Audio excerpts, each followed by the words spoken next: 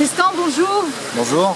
Tu es représentant du DAL. On est aujourd'hui jeudi 2 juin. On est face à l'esplanade Charles de Gaulle. Que se passe-t-il ce matin ici?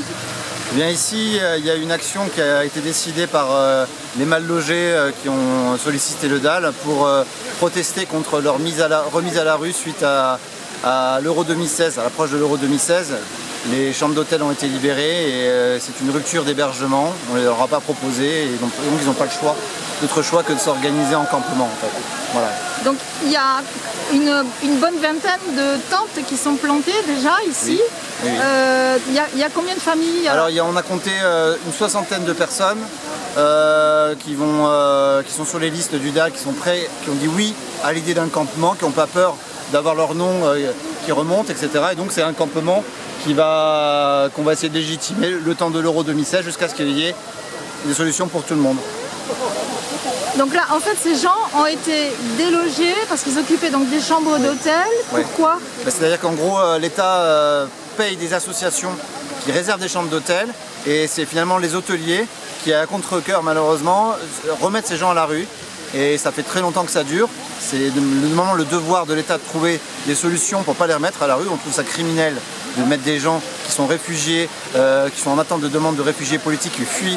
Principalement ici, on a des gens qui sont syriens, qui sont somaliens, qui ont connu la guerre, qui ont traversé tout un tas de choses pour se réfugier et repartir après dans leur pays ou obtenir une formation, peu importe la raison, et qui sont traités de manière très indigne. Et on ne peut pas être d'accord avec ça. Voilà. Mais pourquoi ils ont été délogés? Eh bien, la préfecture nous dira qu'il y a plein de demandes, elle est débordée, elle est incapable de faire son travail, elle est incapable de trouver des solutions pas chères et adaptées aux situations des gens à la rue aujourd'hui. Et c'est vrai, elle n'est pas capable de reloger une partie des Français qui sont à la rue. Mais nous, on n'est pas là pour prioriser, faire le tri entre les gens, on est là pour aider les gens qui luttent pour leurs droits. Donc nous, le DAL, on soutient ces personnes dans leurs droits et dans leurs actions.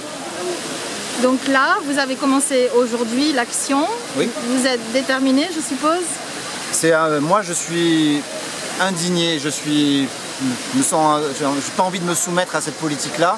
Après, c'est ce qui me donne le courage, c'est ces familles, c'est ces femmes, surtout ces femmes qui, seules ou avec leur mari, qui ont dit on relève le challenge, de toute façon on n'a pas le choix, on ne va pas se cacher, on ne va pas aller se compromettre avec des communautés ou à demander la charité, on veut des droits et c'est pour ça qu'ils ont choisi la France. Sinon s'ils voulaient travailler comme des esclaves, ils auraient choisi l'Espagne, ils auraient choisi l'Allemagne, ils auraient choisi d'autres endroits. Donc là aujourd'hui, je ne vois pas d'enfants, par contre je vois des femmes. Oui, c'est normal. Alors, parce que c'est des familles, pour la plupart, ça fait quand même quelques mois qu'elles sont sur Toulouse. Les enfants sont actuellement à l'école, tout simplement. Ils viendront à partir de 4-5 heures. On fait une assemblée générale à partir de 19 heures. On va définir les modalités de fonctionnement. Qui c'est qui est là, on va pointer.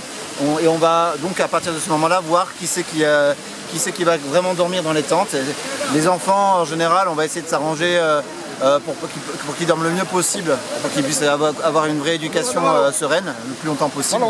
Et voilà, donc ça va tourner dans les tentes, etc. On va voir. Donc des enfants vont vivre ici alors? Ah ben oui, il y aura des enfants qui vont dormir ici. Voilà. Peut-être que ce ne sera pas tous les soirs, peut-être qu'on fera de l'hébergement militant, parce que ça peut être très angoissant pour un enfant de dormir avec du bruit la nuit. Donc si on peut leur épargner ça, on a déjà des gens qui nous ont proposé d'aider, etc. Mais le but c'est quand même de pas que les gens ne se reposent pas sur les gens qui veulent bien les aider, mais qui se mettent en lutte. Donc c'est une aide qu'on accepte avec parcimonie pour les enfants et les femmes. Il faut que ça tourne. Les femmes aussi doivent prendre part à la lutte. Qu'en est-il de la légalité, entre guillemets, de votre présence ici sur l'esplanade? Déjà, la légalité en République, puisqu'on est encore en République, l'illégalité n'existe pas. Donc tout est légal. Après, c'est une question de délit, de crime et de peine. Voilà. Donc il n'y a pas de condamnation à être illégal toute sa vie. Nous, on a demandé des permissions à la mairie sur plusieurs places et à la préfecture. Les deux institutions ne nous ont pas répondu. La préfecture nous a répondu en disant c'est le rôle de la mairie. La mairie a accusé réception. Donc on attend et on verra comme on a pu déjà faire au moment venu. Ça sera peut-être juridique, ça sera peut-être de la négociation. On ne sait pas, on va voir, c'est ouvert. Très bien, Tristan, je te remercie et j'espère que vous resterez ici le moins longtemps possible et que toutes ces familles pourront retrouver un hébergement digne de ce nom. Oui, on peut. Moi, je voudrais quand même dire ce qui arrive là, l'immigration, etc., c'est pour mettre de la merde dans la tête des gens. Ces solutions, la misère, quelle qu'elle soit, on peut les éradiquer. Avec toute la richesse qu'il y a, avec tous les moyens qu'on a en France, en Europe, si on se donne les moyens du partage des richesses, qu'on arrête avec la marchandisation, ou en tout cas de libérer des pans de marchandisation pour en faire des choses de droit, des choses qui soient aussi du devoir aussi. D'abord des droits, ensuite des devoirs. Les gens, c'est ce qu'ils demandent. On veut bien, ils prennent des droits et après on leur dit vous avez le devoir de vous occuper de vos enfants, de retourner dans votre pays pour le reconstruire, on va vous aider, etc. etc.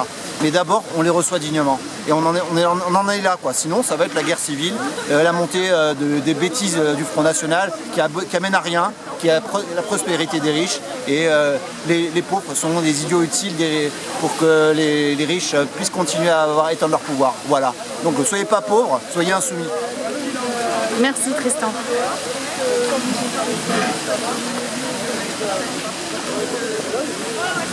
Voilà.